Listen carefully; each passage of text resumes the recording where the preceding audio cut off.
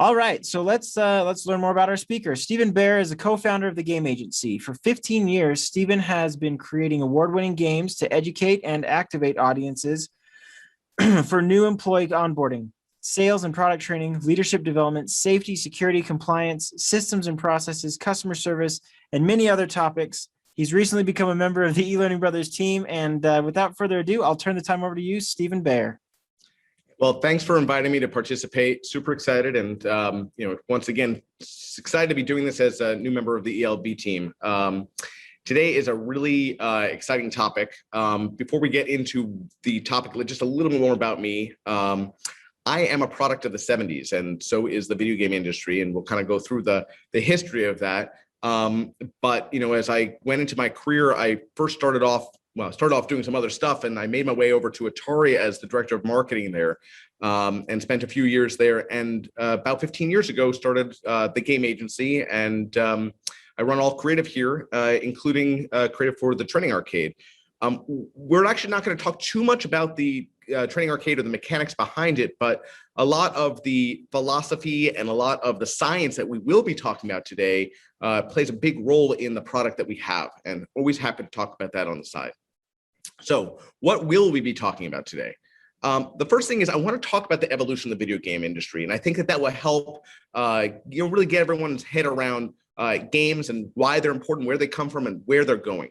Next thing we're going to talk about is the science behind games. And, I think that one of the things that there is a big correlation between the science in games and brain training and brain effects and effectiveness in the workforce. So we'll get through all of that as well. The next thing is I want to talk about data. And without data, this is all theory. So we're going to go from, theory or concept and show you it actually in practice and the results it's having in the real world. The last thing is we'll talk about best practices for using games and a little bit about gamification in your training. Okay, so let's get started. As a background, like I said, I started, my journey in the early 70s. And, from a video game space, I started with just this. This is, and hopefully many of you know this, this is the Atari 2600. I was playing games like Pac-Man and Donkey Kong, Space Invader, and Pitfall. These were all my entertainment as a child, right? And the neat thing about all these games is that they're simple games, and they're incredibly addictive games. And so we want to think about what is making them just that, right?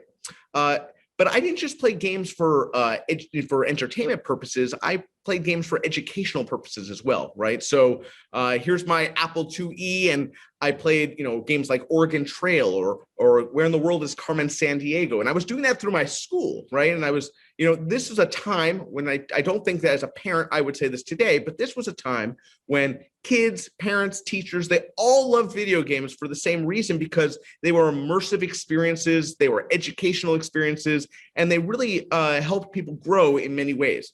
By the way, spoiler alert, games still help people grow in many ways, and we're going to talk about that. But here's the evolution of the video game industry, right? So, the industry started with arcade machines in, bars and public environments. And, over time, PC, it became, a venue for using games. Consoles became a venue for using games, still are. Handheld devices became, but it wasn't really until the early 2000s that games exploded. And when I say exploded, I mean they really exploded. They represent today more revenue than the movie industry, the music industry, the TV industry all combined, right? So games is a gigantic industry. And what's interesting is it's not just an industry that's being played by one demographic or another. The reality is that everyone's playing games now. And so I think it's important to think about who's playing games and then identify what types of games they're playing and where they're playing games and what type of game is going to really resonate with them. But as you look at this chart, whether you are a kid under the age of 18, which by the way represents one of the smaller segments of the gaming industry, or you're 65 years or older, the reality is that people are playing games and they're ever present, normally on your individual device. Okay, why do people play? there's lots of reasons people play, but a lot of it is the motivations behind someone's desire not to only come, but to stay and play over and over again. And I like to look at this chart. I like to break players into 4 different categories, right? Your achievers, your explorers, your socializers, and your fighters.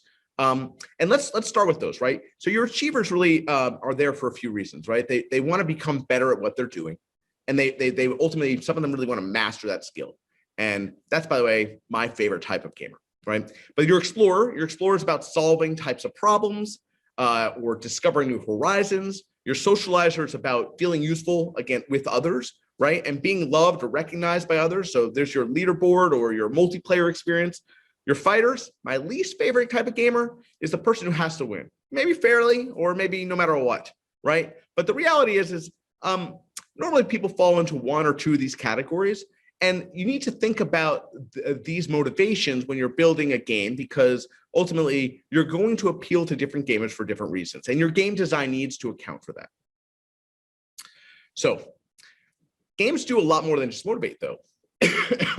They improve performance, they generate buzz, they attract customers, they change behavior, they build communities, and they drive sales, right? And they do a lot more than that, right? But I think it's important to look at games and say, from a training perspective, why do I want to use games, and what can I accomplish with games, and what impact can it have on my business? I always say that games are kind of like a kiss, right? Now, they're interesting to read about, but they're a heck of a lot more interesting to do, right? And when you do either play games or you kiss someone, you're most likely to repeat that activity over and over again. In the case of games, you're repeating that, one, because there's just this dopamine release in your brain. And that really reinforces a desire to do it again and again and again. And it becomes habit. It becomes, it reinforces it. And quite honestly, when it comes to training games, the fact that it's reinforcing it is driving that information into your brain on a much deeper level over and over and over again. Beyond just driving that information into your brain, one thing to really question is, what is the impact on your brain, right? Now, some might say that you could have too much of it and it could really be a bad thing. And I would say that that's the case for anything. In fact, you look at broccoli, and broccoli you can have too much of, right? It can, it basically interfere with your body's ability to absorb iodine, resulting in thyroid gland or weight gain or constipation or dry skin or reduced energy levels. So broccoli, which by the way is amazing, you can have too much of. You can have too much of games, but games really serve an amazing purpose. So let's go back in the time machine to the 1970s and 1980s when I was first playing games. And the interesting thing is that at that time, you had a joystick, you had a fire button, and really all you needed to focus on was some hand-eye coordination. Well, games have changed a lot. Today, it's a lot about multitasking, right? You're chatting with people. You might be texting at the same time. You're operating a character. You're managing short-term objectives, managing long-term objectives. You're managing interruptions by whoever comes into the room. The reality is that games require a lot of things going on in your brain at the same time. By the way, this is not a bad thing. So, a few studies I want to talk about. There was a study done in 2013 by the Max Planck Institute for Human Development. And they took, they looked at the gaming increase of mass of gray matter and how it resulted in, or the impact it had on spatial orientation, memory formation, strategic thinking, and fine motor skills. So they looked at adults who played on Super Mario 64, 30 minutes a day for 2 months straight. Researchers measured the structure of the player's brain compared with those who did not participate at the same time. And here's what they found. They found that the more people played, the more fun they had. And the more fun they had, the more gray matter they had. Really, it drove your hippocampus, your prefrontal cortex, and parts of your cerebrum. So what the heck does that mean? We're going to get to that momentarily. Let's play a few activities. So now, while I can't hear you, I want you to, out loud, say the color of the words that I'm about to put on the screen. We're going to go through, I think, about 9 of them. Okay. Orange. By the way, say before I do. Green. Blue. Yellow. So far, pretty easy, right? Purple. Aha, maybe it became a little more difficult. Red. Green. Blue. Green. So what's happening here? Now, the first thing is that I'm giving you some visual conflict, right? But what you'll see is if you are a gamer, most likely you're able to accomplish that a lot easier than those of us who are not gamers. And why is that? Because the more that you play games, the more attention you have to details. And it allows you to really perform better a whole variety of skills in the real world. We'll talk about some of those momentarily. I want to play a second game. Now, this second game, we're going to do 3 rounds. And in this game, what I want you to do is I want you to look at a whole bunch of balls, little circles. Now, in this first case, you're going to have 1 blue ball and maybe about 2 dozen yellow balls.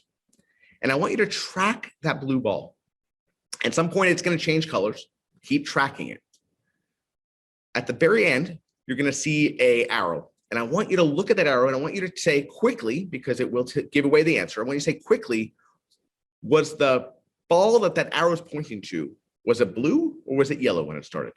Okay, here goes.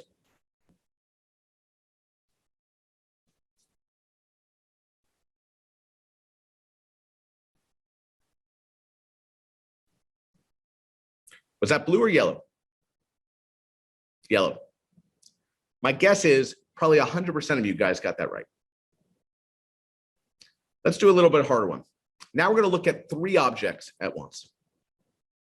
Follow all 3 of them. I know you only have 2 eyes, but follow all 3 of them. I have confidence that you can do it.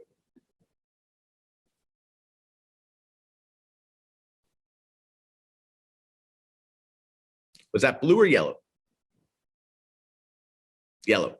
Now, my guess is that probably 75% of you got that right. The average person can track about 3 or 4 images at one time. Now, we're going to do one more time. This is with 5 blue images.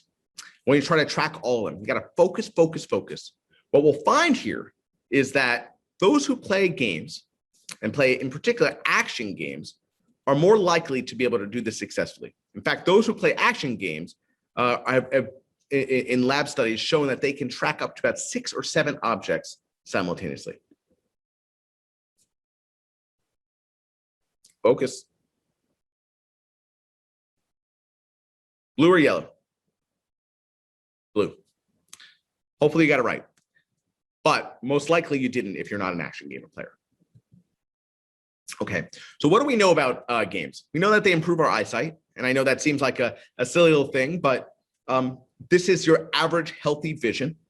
This is the eyesight of an action gamer. Okay, so that's interesting. It has a correlation on our eyesight. And why is that important? Well, it helps us read the fine print of things. It helps us drive more successfully in foggy environments or environments where someone's running out in the street. It allows us to focus a little bit better. Okay, well, that's great. But what else do we know? Well, there have been studies that have done brain imaging, and they've looked at the partial lobe, which controls the orientation of our attention, and then the frontal lobe, which controls how we sustain our attention, and then the anterior cingulate that controls how we regulate attention and resolve conflict. And what they found was that those who play games, in particular in this case, once again, action games, in all cases, all 3 networks are a lot more active and effective. Well, that's really important. Now, other studies that have been done, and this to me is counterintuitive, looking at technology. A lab study that looked at how fast people can switch their attention and switch from one task to another. Okay. Now, this part I'm not terribly surprised by, right? So those who are action gamers, they perform really, really well. And why do they perform well? They perform well because in games, they're able to really focus on a variety of things. It's not just looking at dots, it's looking at this character and it's looking at this environment and it's listening to this thing that someone's saying, and it's making sure that you can make real-time decisions and that you can really change your behavior based on what you're seeing. Those who consider themselves to be multimedia taskers, someone who can listen to music and write an email and be on a Zoom and maybe do 3 or 4 more things with their devices, they perform awful. Okay, so what's that tell us? That tells us that not all media is considered equal, and that gaming has a positive effect on the way that we're able to relate to and pay attention to and react to things. Wow, great news. How is this going to help us in the workforce? So the video game industry has done an amazing job of really designing products that people can't resist, right? And if we can tap into that in the training world, we'd be in the world of better places. And that's a lot of what we've been focused on here at the game agency and the training arcade altogether. Now, when you think about training, effective training needs to be micro, it needs to be mobile, it needs to be motivational, it needs to be memorable, it needs to be measurable, right? And I'm not just using all those because they're M words, although that's easy to remember or member. But I think that the more that you can look at these key needs, I would say the science behind what makes training effective and the fun of games, and if you can combine those two, you have something really compelling and really effective. It's probably not chocolate covered broccoli, maybe it's chocolate covered strawberries, but the reality is it's going to be hopefully fun, healthy, effective, and if you ask me, yummy. So let's keep moving. Now I'm giving you a lot of theory, and I think maybe it's good to step back and look at some actual examples. So I always say that nothing's more fun than accounting. Actually, I've never said it in my life. But I think that this is a good example to go through because to me, this is very dry material. So here's an example of content that was built for corporate training by Pearson Publishing, focused on counting information systems, right? So computer-based information system control, computer fraud and security, computer audits, revenue and expenditure cycles, stuff that either goes over your head or makes you fall asleep or makes me do both. But let's look at what happened. So the University of Washington did a study, and they used Jeopardy as the game mechanic to understand whether people, when studying, if they use that as a tool, were more effective in the exams that they actually took. And what they saw was a 16% increase in test accuracy when Jeopardy was used as a study tool versus traditional methods. Well, that's pretty good. They also got feedback from people. Now, this is more what people have to say than actually what the data showed, but 96% of people said it was fun, and 81% said that they felt like they understood the material better. So, the fact that someone had a positive experience studying or learning, and the fact that somebody went into it with a more confident mentality, fantastic. Okay. And that's great. It's a great result, right? But it's one data point. So what we did over the training arcades, we said, let's look at 500 data points. So we did a study, once again, using Jeopardy as the tool, and we looked at 500 games. We looked at 146,125 learners. We looked at 292 learners on average per game. That's just the math, right? And each game session was 6 minutes and 4 seconds, right? So on average, just about 18 minutes if you play it 3 times, which, by the way, 49% of learners decided to play it on their own, not because they were told to, but 49% of learners, almost half, decided to play it 3 or more times. Well, what was the result? Results were great. In just those 18 minutes, right? So 3 sessions of about 6 minutes, we saw a 46% improvement in knowledge between the first and the third session. And that's exactly what we all want, right? In under 20 minutes, there was a 46% increase in knowledge. And that's across 500 games and 146,000 learners. Okay, so now we're seeing something that's not just correlates with that one example, but really takes it up a notch. Now, the next question we asked ourselves was, is this a Jeopardy thing? As you can tell from my background, we love Jeopardy, right? And that's part of our platform. But we wanted to look at this and say, well, what happens if you look at a whole bunch of other games? So these are other games in our platform: trivia, jump, match, recall, scenarios. And with each of these, we basically took a whole bunch of them and we said, let's look at 1,600 games. Okay, so we have 1,600 games between the 5 of those. We have 126,000 learners. And we saw that on average, once again, just the math, we had 82 learners per game. Each game was a lot shorter, so 3 minutes and 24 seconds. And what we saw was that looking across these 5 game types, 60% of learners decided that they wanted to play it 3 or more times. That's great.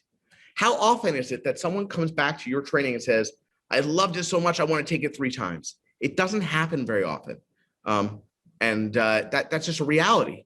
But the reality is also, this is 3 minutes and change. So 3 times is only 10 minutes of someone's day. And what do we saw? What do we see? We saw a 57% increase in knowledge in just those 10 minutes. So to me, I say, wowzers, those are great results. Very little time that someone needs to actually engage with your content, and amazing results, a 57% increase in knowledge in 10 minutes. So I want to pivot for a second. I want to look at not just games, but I want to look at gamification. And we often hear these 2 words used together interchangeably and not correctly. So let's just define them really quickly. So games, all those little mechanics that we just talked about, where you're coming in, it's a mental competition, and you're playing either against other people or you're playing against artificial intelligence. But you're basically playing and competing to get a certain score, or level up.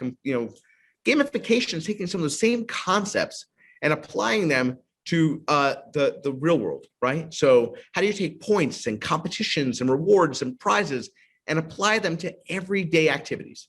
Okay, so I always think of life as a game, and maybe that's why I try to smile so much, right? But I think about the different things that we do in the real world that really are gamification, right? So I don't know how many of you guys are Peloton bikers, but if you are, you're probably focused on that leaderboard, right? And you want to get to a certain spot, or you're focused on your streaks and you want to certainly continue your streaks. Or maybe you go to Starbucks like I do all too often, and you're focused on hitting your next reward. Or maybe you drive a Prius or any other environmentally safe car, and you're thinking about looking at the dashboard and trying to identify what's the impact that you're having on the environment real time. By the way, it doesn't have to just be the environment. The dashboards give us all sorts of data. And these are all forms of gamification in the real world. But let's look at how corporations are using them for a variety of purposes. So I'm going to start with Target. I love this case study because it's the simplest of all the ones I'm going to show you, right? But this register image right here has a little G on it, or a big G on it. And that G is something that the cash register person is looking at regularly because they want to see, it indicates whether they've met their requirements for speed and accuracy. Target expects over 88% of transactions to be done in a certain speed and a certain accuracy. And they get a score for it, right? And those scores impact their raises, they impact their promotions, they impact their employments. And the nice thing is, this is simple. It's, what your goal is, what your feedback is, and whether you're performing well or not, real time. Now, that's internal. Let's look at how companies are really engaging their customers. Mass Mutual built Future Smart. We actually built it with them and for them. It's an educational financial literacy game, and it's focused on helping youth understand finance, and really doing it through a variety of characters that they're guiding to make real life financial decisions. Well, here's the feedback we got. 90% of students reported the significant increase in knowledge. Now that's anecdotal, but let's look at how they actually performed. 50% of students improved their assessment scores by over 20 points. So just playing these simple games around content is actually driving that. Let's look at another example. This is my favorite of all the ones I'm going to show you today.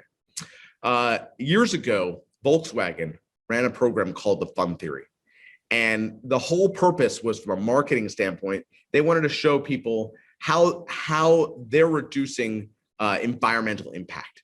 And what they did was they challenged consumers to come up with their own inventions to do just that.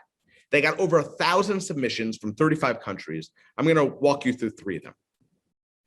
So what you see here is a bottle bank arcade. It is really just a trash receptacle or a recycling bin, if you will.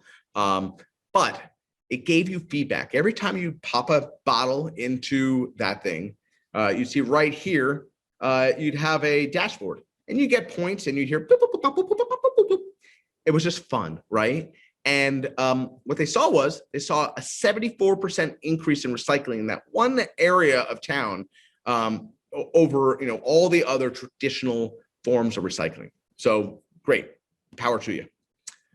This next one I love as well, right? So on the left, you see a stairwell. On the right, you see 2 escalators. And what they saw was really, and probably not shocking, a lot more usage. By the way, this is going down to a subway, a lot more usage on the escalators and very little on the stairs. So somebody built in, if you remember from the movie Big with Tom Hanks, someone built in a similar style piano staircase, right? Where every key that you stepped on would play a song.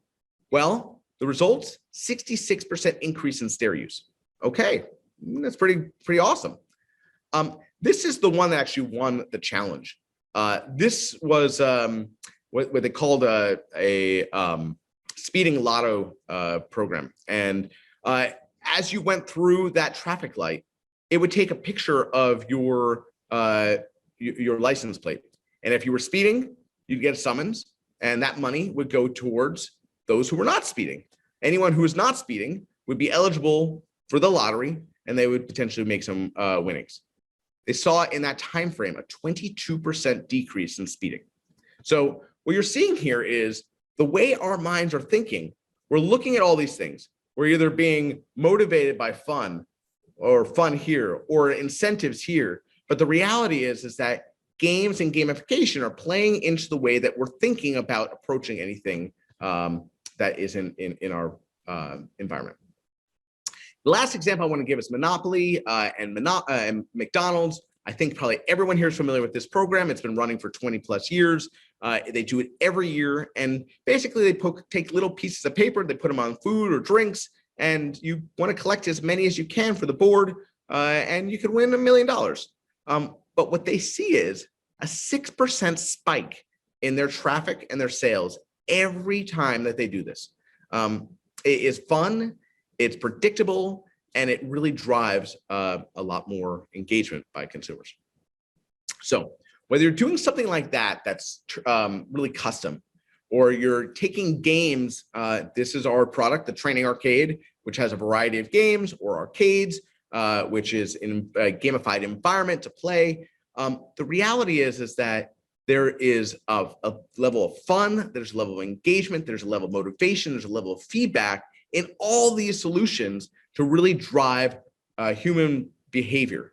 And that's all happening up here. So what do they all have in common? They all have things like missions. We all are looking at different ways of doing certain things, whether it is recycling more or beating your colleague, your boss in a competition. At the end of the day, setting people on missions, also giving them learning journeys. And that could be anything from a comprehensive simulation down to giving them a whole variety of content that they need to engage and feedback along the way for everything they're doing. Give them incentives along the way, little fun ways of coming back, and help them to want to come back and engage with your content because there are little bells and whistles along the way. Celebrate their success. Leaderboards are fantastic and they're easy, right? People want to see their names in bright lights. Give them experience points for everything they're doing. Give them notifications, feedback. Email them on a regular basis. Let them know how they're performing. Let them know how they're performing against themselves and how they're performing against others. Now, you can also do things like achievements. Achievements are simple, badges, and make them feel like they are relevant to not only the learning journey, but to your culture. Give them prizes. And most importantly, this is less for the learner, but for you as a trainer. focus on the analytics. The amazing things about games and gamification is you can see how people think, how people behave, and you can make some real-time choices based on what you're seeing. Now, let's go the other way. Albert Einstein once said that one should not pursue goals that are easily achieved. One must develop an instinct for what one can barely achieve through one's greatest efforts. Now, I had to read that a few times to really get my head around it, but what he's basically saying is push yourself. The more that we push ourselves, the more that we are going to grow. And that's what I love about games in a training environment. Games allow us to really overcome a whole variety of barriers and learn along the way. And the more we're learning, the more accomplished we feel, the more we're able to take those learnings and that success and bring them into the real world. So let's talk about that. There are principles of cognitive enhancements that I think are key. And there are 5 that we're going to go over right now. The first one is seeking novelty, right? So you want people to experience new things. And when they do, that's going to trigger that dopamine that we were talking about earlier. And the more that people's dopamine is triggered and that they're learning along the way, there is cognitive growth. And that cognitive growth is going to have an impact on your business, believe me. The next thing is challenging oneself. As soon as someone masters something, you want to push them on to the next thing. And this is exactly what Albert Einstein was talking about, right? One should not just stay there and do it over and over again, because quite honestly, it's not doing them any good, right? You want to get them moved on to the next level and to accomplish the next thing. And as long as you're keeping them challenged, there's cognitive growth. The next thing is about thinking creatively. You want to push people to think creatively.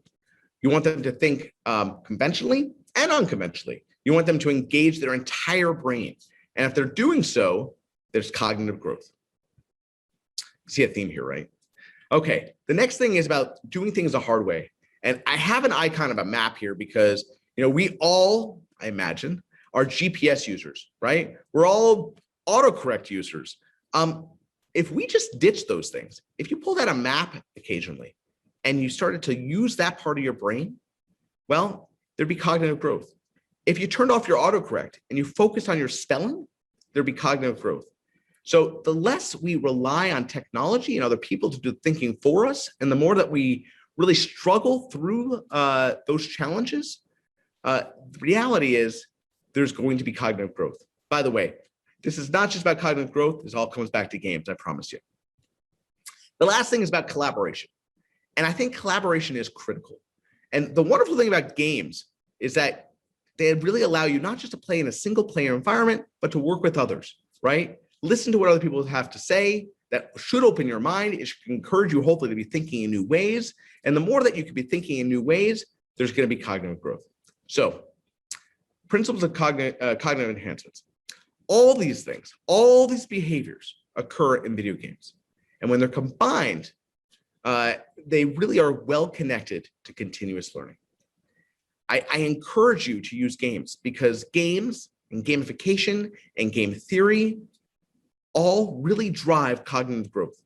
And if you can combine your content with a gamified approach, you're really going to drive much better performance in the long run.